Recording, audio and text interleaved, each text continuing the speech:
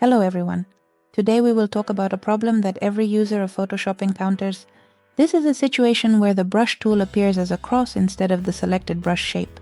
Moreover, when selecting the stamp tool or the eraser tool, the same problem occurs. But the eraser seems to work. It erases. The brush tool also works. It draws. The stamp clone selected areas of the image, but the size of the area of effect for this tool is not visible.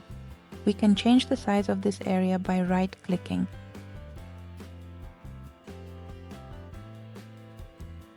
But the cross still does not change.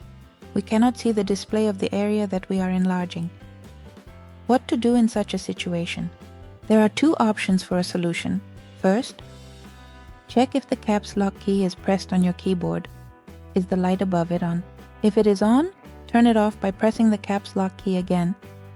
The second option for solving the issue. Check the size of your brush. Right-click. We increase and decrease the size. When the brush is large, it is not visible. Only its center is visible, which is why a cross is shown. I hope this video was helpful to you and that you solved your problem. If so, please give it a like. Subscribe to the channel so I know you want more videos on this channel, and thank you for watching.